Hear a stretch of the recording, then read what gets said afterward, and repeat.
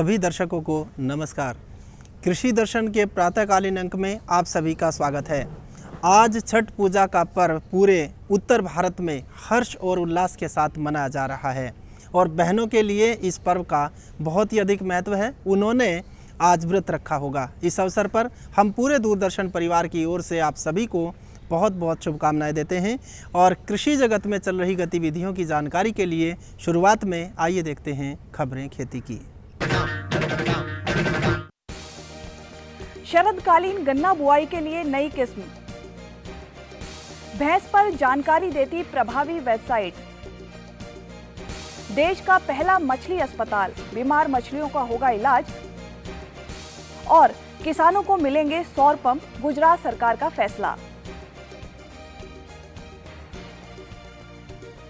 नमस्कार, खबरें खेती की में आपका स्वागत है। मैं हूं पायल रावल। अब खबरें विस्तार से। ठंड की दस्तक किसान भाइयों को शरदकालीन गन्ना बुआई की याद भी दिलाती है। इधर कृषि वैज्ञानिकों द्वारा इस मौसम से जुड़ी नई किस्म विकसित की है। प्रस्तुत है ये रिपोर्ट। हल्की ठिठुरन के साथ ही गन्ना बुआई की शुरुआत हो जाती है। बेहतर किस्म मिल जाए तो गुणवत्ता वाली फसल की आस बंध जाती है। इस दिशा में मदद करते हुए कोयम्बटूर स्थित गन्ना प्रजनन संस्थान के वैज्ञानिकों द्वारा CO 037 नामक किस्म विकसित की गई है।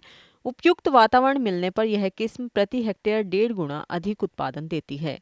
यही नहीं, इस पर किए गए परीक्षण बताते हैं कि इसमें शक्कर की मात्रा अन्य किस्मों की अपेक्षा 2 गुनी है। किस्म पर परीक्षण पूरे किए जा चुके हैं। भरपूर दूध का वायदा करती भैंस आपसे भी बहुत कुछ चाहती है।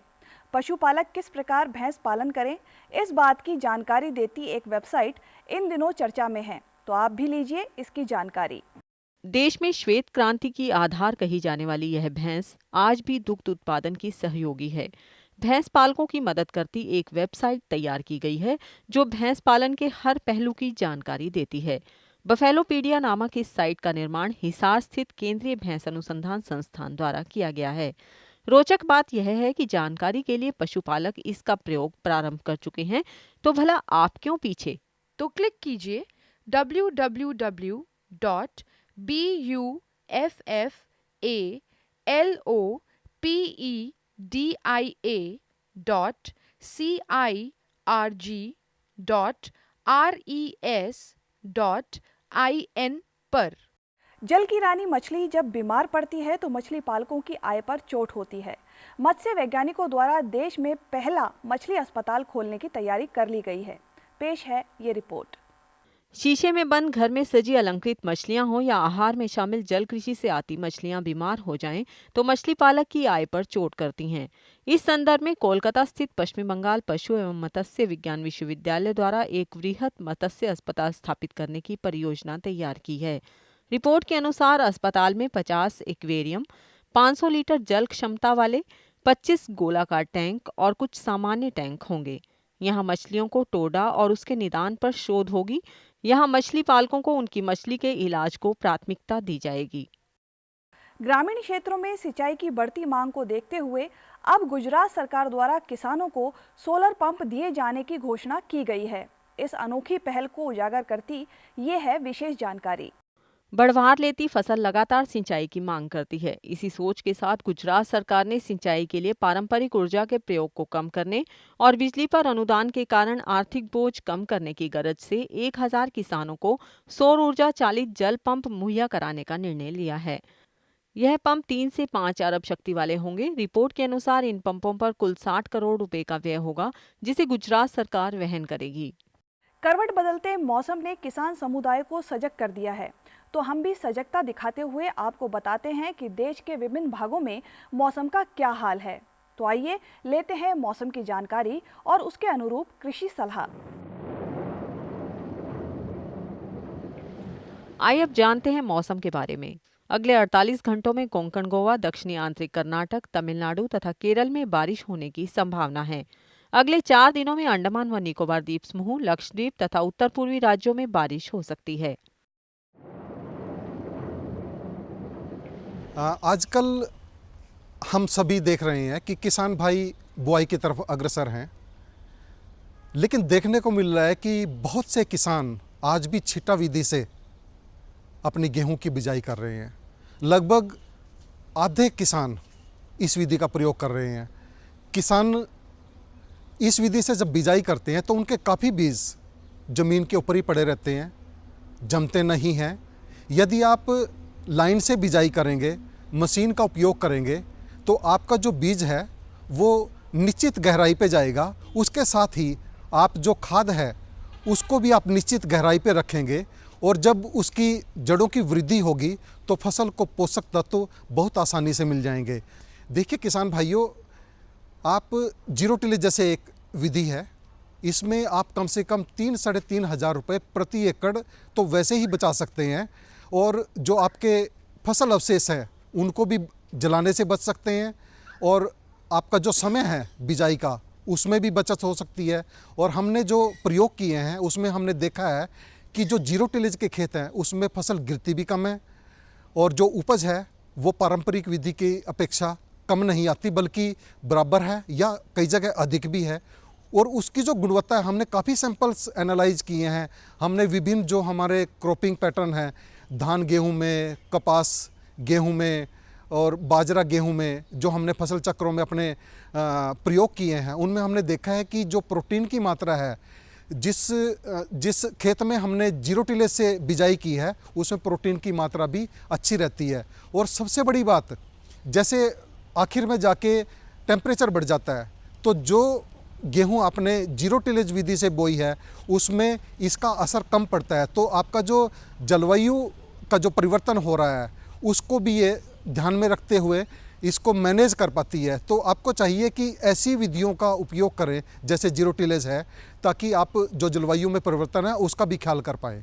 खेती की खबरों में आज इतना ही। कृषि दर्शन कार्यक्रम में और अधिक रोचक और ज्ञानवर्धक जानकारियों के लिए देखते रहिए कृषि दर्शन। ये लो और बताओ। बस। अरे ये क्या भैया जी, बस इतनी सी रासायनिक खाद? किसानी छोड़ रहे हो क्या? किसानी नहीं, नादानी छोड़ रहे हैं। मिट्टी की जांच कराई है।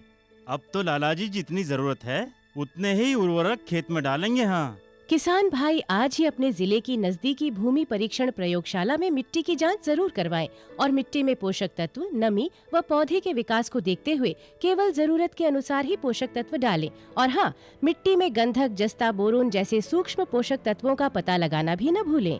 उर्वरक और जैविक खाद के सही उपयोग से भूमि का उपजाऊपन बनाए रखें, उत्पादकता बढ़ाएं, खर्चा घटाएं और बहुमूल्य विदेशी मुद्रा बचाने में भी सहयोग दें। और हाँ, धीमी गति से नाइट्रोजन उपलब्ध कराने वाले उर्वरकों जैसे नीम लेपित यूरिया को प्राथमिकता दें और यूरिया का पत्तों पर छिड़काव करें। अरे वाह, तू तो सचमुच समझदार हो गया रे। अधिक जानकारी के लिए संपर्क करें जिला कृषि अधिकारी या किसान कॉल सेंटर। हमारे कृषि प्रधान देश में ज़्यादातर लोग कृषि से जुड़े हैं, और कृषि क्षेत्र में जो तरक्की आप देख रहे हैं ये आपकी मेहनत और वैज्ञानिकों द्वारा किए जा रहे अनुसंधानों द्वारा ही संभव हो पाया है। आप अपनी कृषि के विकास के लिए आपस में चर्चा करते रहे, पत्र पत्रिकाओं से और मेलों में भाग लेकर भी जानकारी हासिल करते रहे। इसी प्रकार रेडियो व टेलीविज़न जिनके माध्यम से आज हम और आप रूबरू हो पा रहे हैं, इनसे भी आप कृषि से जुड़ी जानकारियां प्राप्त कर रहे हैं, और ये आप तक कृषि से जुड़ी जानकारियां पहुंचाने में लगातार अपनी सेवाएं दे रहे हैं। आप घर बैठे भी मोबाइल व इंटरनेट के माध्यम से अनेक प्रकार की सूचनाएं हासिल करके अपने व्यवसाय को बढ़ा सकते हैं। आप तक सही और सटीक जानकारी पहुंचे, इसी उद्देश्य से भारत सरकार द्वारा mass media support to agricultural extension नाम की योजना चलाई जा रही है। ये योजना क्या है और इसका लाभ आप किस प्रकार से उठा सकते हैं, इसी विषय पर आइए देखते हैं ये खास जानकारी।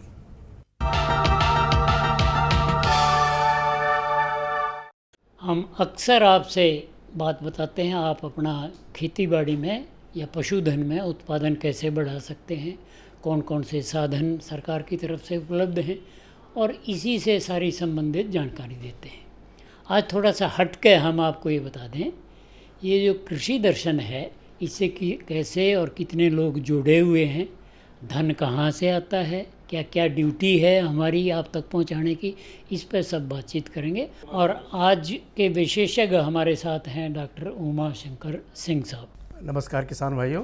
डॉक्टर साहब, सबसे पहला सवाल ये आता है कि जो मास मीडिया है जिसका अक्सर जिक्र भी होता है अखबारों में, वैसे भी न्यूज़ पे सब जगह आता है, ये किस प्रकार से जुड़ा हुआ है खेती बाड़ी से और क्या दायित्व है हमारा मास मीडिया के माध्यम से किसानों को, जो हमारी लैब टू लैंड जो प्रोग्राम है मान लीजिए, जो खोजबीन होती है, जो हमारे साइंटिस्ट लगे हुए हैं, रिसर्च वर्कर लगे हुए हैं, वो किसान तक पहुंचाने का है जहां तक मैं समझता हूं। लेकिन फिर भी आपसे जानना चाहेंगे कि इसकी क्या रूपरेखा है, क्या ताना बाना है और किस प्रकार से आप लैब से किसान तक सारी जानकारी पहुँचाते हैं।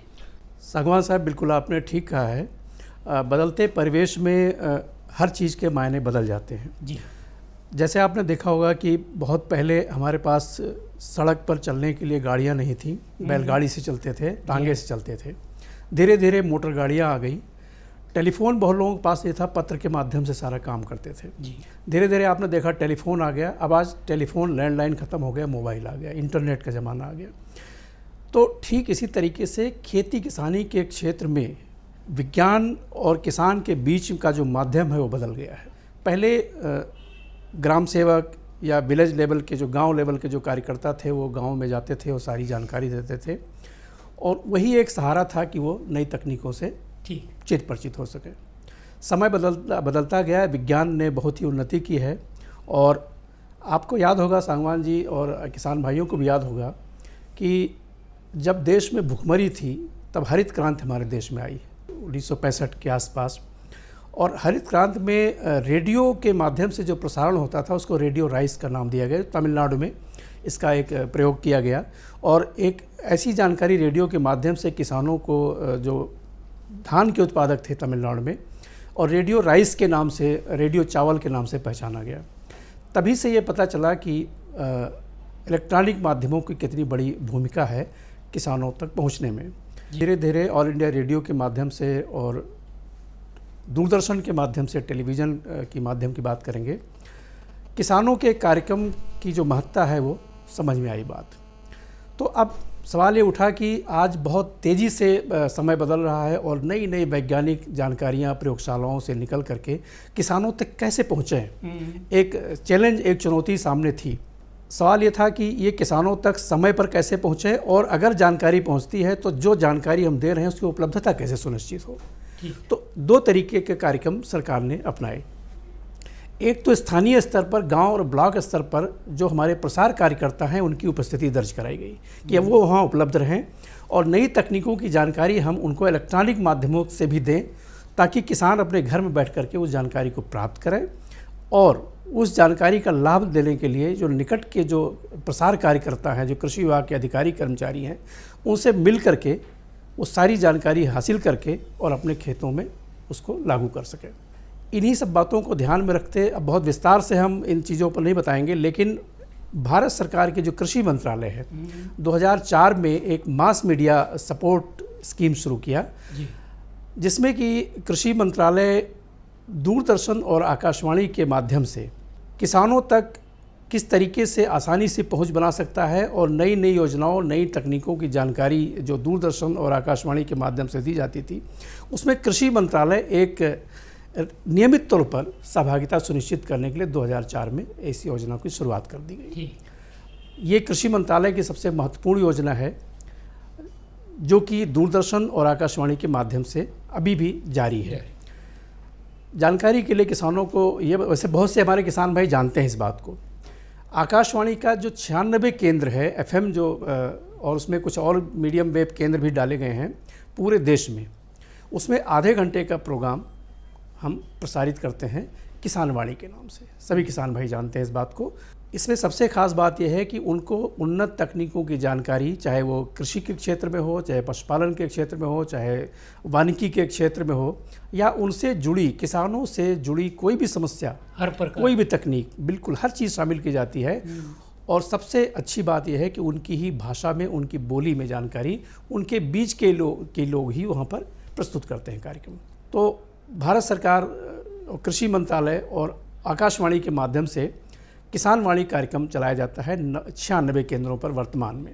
इसी प्रकार से दूरदर्शन के माध्यम से, जो कि बहुत बड़ा राष्ट्रीय लोक प्रसारक है इस देश का, जो कि किसानों के लिए कृषि मंत्रालय के सहयोग के बगैर भी कृषि दर्शन प्रोग्राम बहुत समय से प्रसारित करता आ रहा है।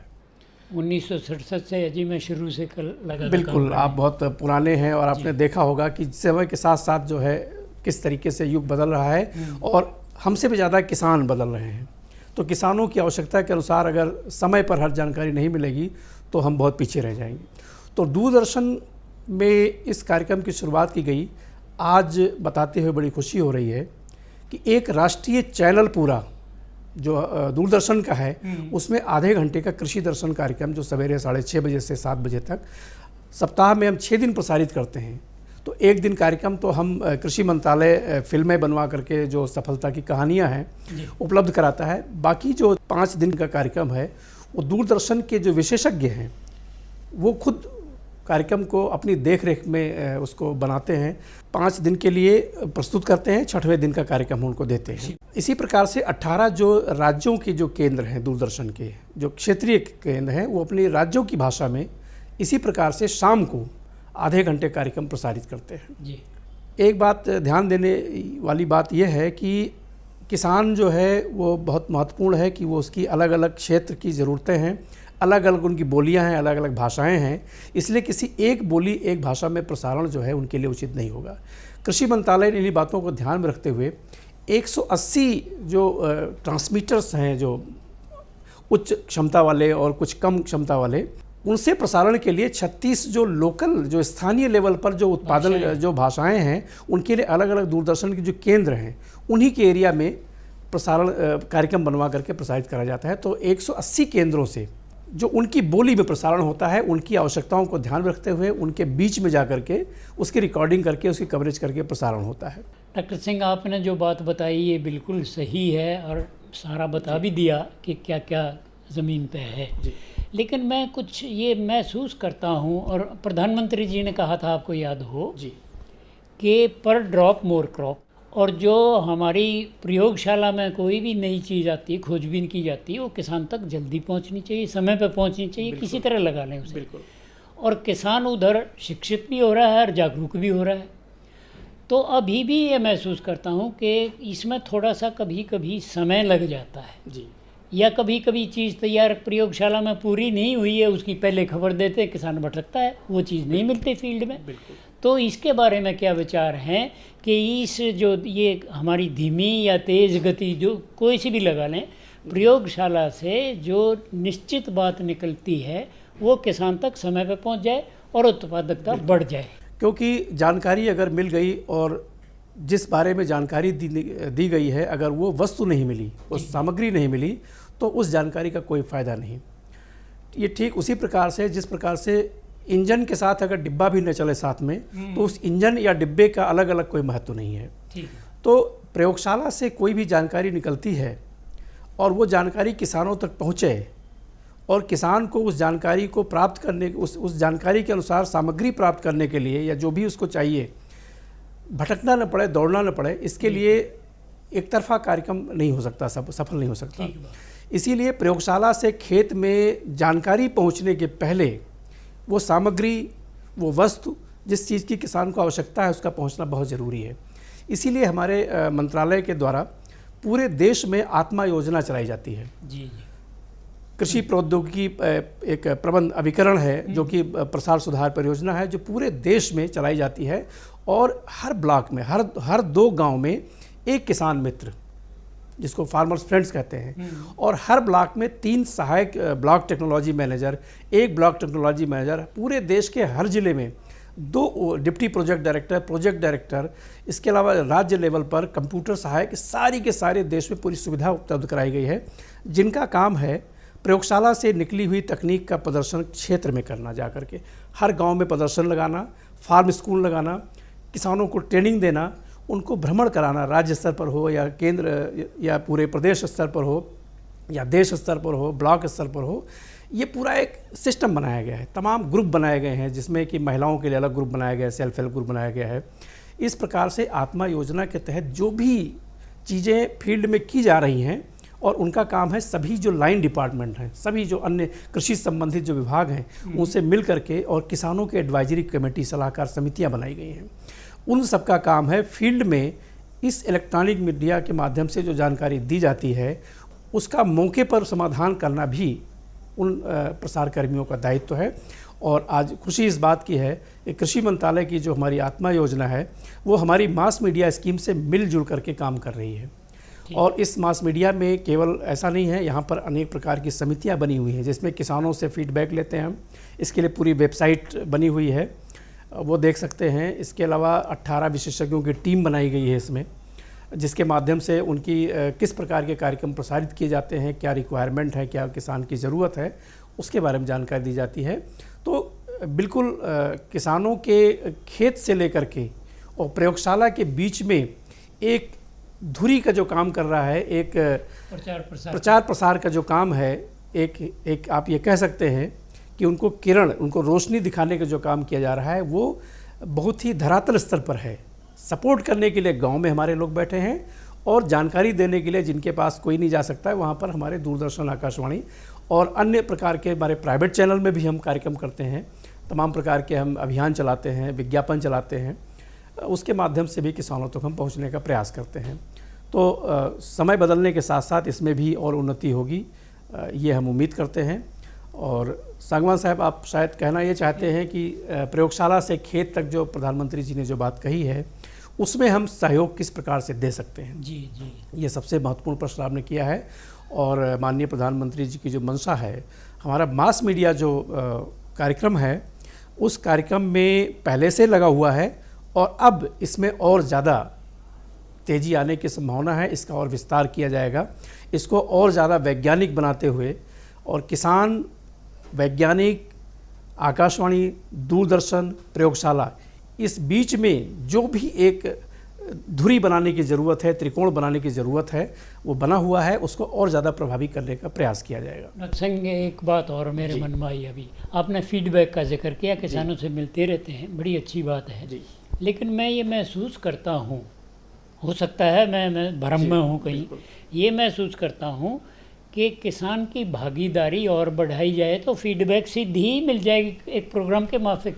उसके खेत पे भी नहीं जाना पड़ेगा इतनी दफ़ा। मैं ये नहीं कि नहीं जाओ, जाओ ज़रूर जाओ, लेकिन किसानों की अलग अलग क्षेत्र की अगर भागीदारी बढ़ा देंगे तो सारे क्षेत्र की एक प्रोग्राम के माध्यम से कई क्षेत्रों की आपको जो फीडबैक है एक साथ मिल सकती है। इसमें क्या कहना चाहिए? सांगवान साहब, बिल्कुल आपने सही कहा है कि कोई एक तरफा इसका प्रसारण नहीं हो सकता जब तक किसान अपनी बात हम तक न पहुंचाए, क्योंकि हम वैज्ञानिक बातें और हम सरकार की नीतियां किसानों तक पहुंचाते हैं। किसान की स्थानीय क्या ज़रूरतें हैं, किसान क्या चाहता है, किसान की क्या समस्या है, किसान अपने खेत में अपनी भाषा में किस तरीके से जानकारी प्राप्त करे, ये बहुत महत्वपूर्ण है। इसीलिए इस योजना में पूरे 18 जो केंद्र बनाए गए, रीजनल जो केंद्र हैं, जो राष्ट्रीय है, उसमें जो कमेटी, जो एक सलाहकार समिति है, उसमें किसानों की सहभागिता है। इसके अलावा इसमें पत्रों के माध्यम से, टेलीफोन के माध्यम से, ईमेल के माध्यम से किसान कार्यक्रम सुन के अपना फीडबैक प्रदान करते हैं, जिसको हम कार्यक्रमों में शामिल भी करते हैं। तो एक तो माध्यम यह है। दूसरा है जो हमारी वेबसाइट बनी हुई है, जिसको navkrishi.decnet.nic.in है, उस पर अपना फीडबैक किसान देते हैं। और किसान भाइयों से अनुरोध करेंगे कि दूरदर्शन का जो कार्यक्रम है, चाहे वो शाम को कृषि दर्शन प्रसारित होता है सभी 18 केंद्रों से और LPT HP केंद्रों से, या सवेरे जो है 6:30 से 7 के बीच में राष्ट्रीय चैनल पर दूरदर्शन के कृषि दर्शन प्रसारित होता है। ये कार्यक्रम नियमित रूप से वो देखें और देखने के बाद उसमें कोई भी कमी अगर नज़र आती है, उनके हिसाब से कोई भी सुझाव अगर है, तो कृषि मंत्रालय को पत्र लिख सकते हैं, दूरदर्शन को पत्र लिख सकते हैं, और चाहे ईमेल कर सकते हैं। कोई भी जानकारी वो अगर देना चाहें तो उसका स्वागत होगा और हम अपने कार्यक्रमों में निश्चित तौर पर उसको शामिल करेंगे, क्योंकि ये किसानों का कार्यक्रम है, किसानों के लिए कार्यक्रम है, उन्हीं के सेवा में कार्यक्रम बनाया गया है। उनकी बात को नज़रअंदाज करने का कोई सवाल ही नहीं पैदा होता। आपका शुक्रिया अदा करने से पहले एक बात और कहना चाहूँगा मैं, कि ये जो प्रोग्राम है हमारा, इसमें पहली दफ़ा ऐसी खुली बात हुई है कि क्या क्या साधन हैं, कैसे हम करते हैं, क्या कोई खामी रहे तो उसको कैसे दूर करें। तो मैं चाहूँगा, अब तो कहते हैं कि ये रोज़ाना भी 24 घंटे का भी बन जाएगा हमारा किसान एक चैनल, तो और ज़्यादा भी ज़रूरत पड़ेगी इसमें। तो कभी कभी आप बीच बीच में आते रहा करें, सुझाव सुनते भी रहा करें और देते भी रहा करें। आपका जो जानकारी दी इसके लिए बहुत बहुत धन्यवाद। बहुत बहुत किसान भाई।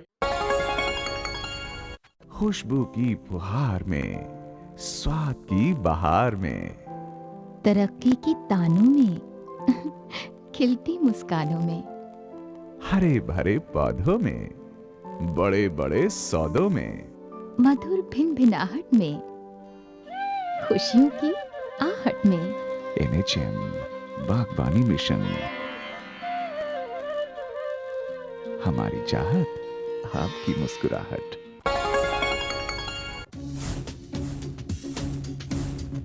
जुड़िए हमारे साथ ट्विटर पर twitter.com/कृषिदर्शन-DD, फेसबुक पर facebook.com/कृषिदर्शन-DD और देखिए कृषि दर्शन अब YouTube पर भी youtube.com/user/कृषिदर्शन-DD। भेजें हमें मेल कृषिदर्शन-DD@gmail.com पर। आपको हमारा कार्यक्रम कृषि दर्शन कैसा लगा? अपने सुझाव, प्रतिक्रियाएं एवं सवाल हमें इस पते पर भेजें। कृषि दर्शन, कमरा नंबर 10, CPC दूरदर्शन, खेलगांव, नई दिल्ली 110049। अब कार्यक्रम का समय समाप्त हो रहा है। हम आपसे आज्ञा चाहते हैं। नमस्कार।